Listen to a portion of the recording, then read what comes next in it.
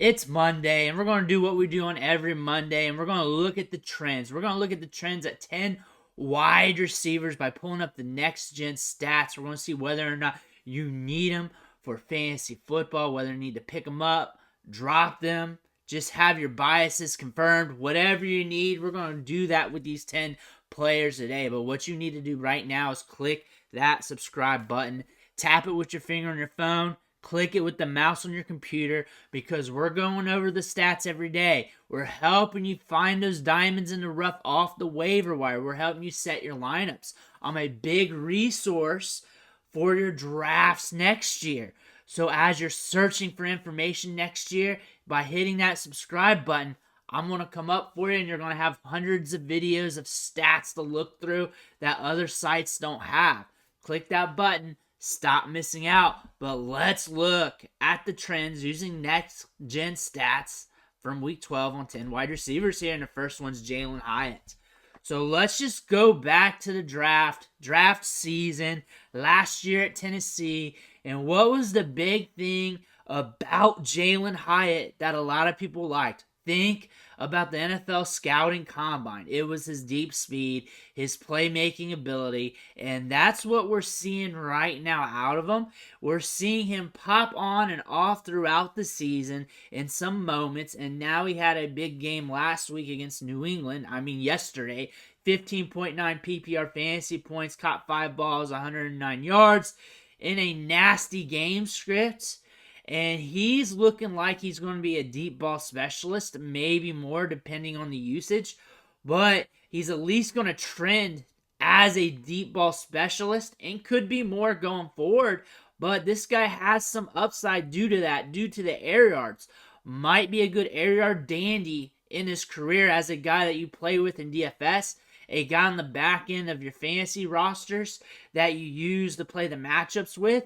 But right now we're seeing some indicators that he can be used, because this isn't the first game where he lit things up. This is probably one of his most productive games, but this wasn't his first game where he showed up on the spreadsheet in air yards, target share. He's had some moments this year. He's flashing a little bit, and this is more for 2024. If you want to dip your toe in the water for 2023, okay.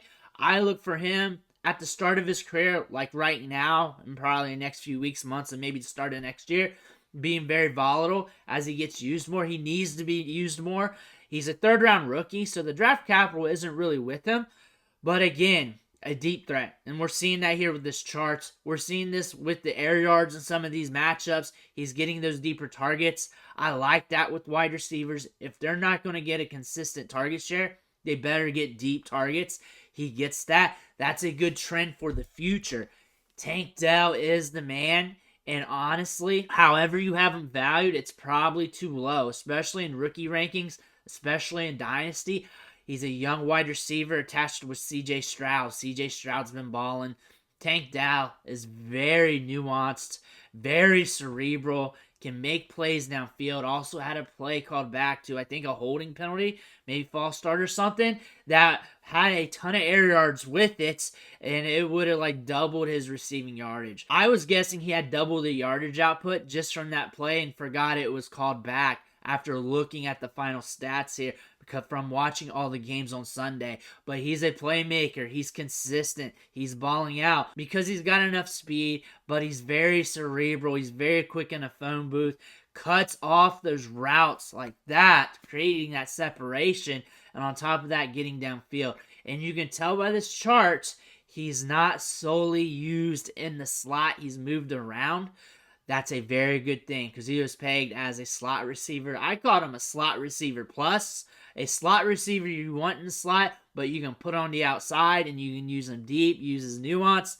Really, that's what they're using him as, which is a good thing, but I think it's to more of a hyper degree, more intense than what I thought. So it's kind of wrong on that, even though I was more right compared to a lot of people who are categorizing him, but still, very good ball player. Nico Collins, same thing, tied with C.J. Stroud. He's got that deep ball effect. He's consistent. He might give you a down game here and there, and Tank Dell will too, because that's just the nature of the position. But like we were saying going into the season, I had Nico Collins as a big buy. And I liked C.J. Stroud, but not to this degree. Like, I liked him because I knew he had an accurate deep ball, and I knew that paired well with Nico Collins, and I knew those two were going to go together very well, and I knew he was going to get a 20-plus target share because he had that last year with dank quarterbacks, but this just went off the hinges. He's just been going off this season. Nico Collins, you're looking at him in starts, and you're like, him or Devontae Adams, him or this guy, and really, if you would have thought about that 2 years ago, you would have been like, what the hell? Nico Collins really stepped up his game this year. Very good wide receiver. Calvin Ridley's back.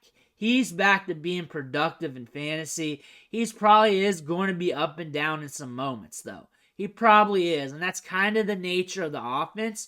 Trevor Lawrence hasn't really been cooking to the degree we thought he would be this year, but he is coming back a little bit. Calvin Ridley's a good wide receiver. He gets to open, create separation, crafty veteran. You're going to have to start him and hope for the best, but the last 2 games has got you over 50 fantasy points. Mike Evans, Hall of Fame wide receiver. Hall of Fame Evans is what we should be calling him because he's consistent and he's been doing this for almost a decade. Came out in the 2014 draft class, has been balling out ever since. He's getting the deep ball done. He's getting downfield, and people faded him in drafts. I was in drafts, and people were fading him, and I would just step back and not draft him just to see how far he would slide. He would go rounds behind ADP, and I thought ADP was kind of low, and a lot of people were down on him. But look how consistent he is from week 7 to week 12. Double digits every week, air yards every week. Mike Evans looking good. Rashee Rice had his game. Had his blow-up game. You know what? He's been flirting. 9, 10, 11, 12 points a game, a touchdown here and there, maybe 5 catches in a game here and there. But now we saw him get those targets. Hopefully earns more trust where he can get more volume.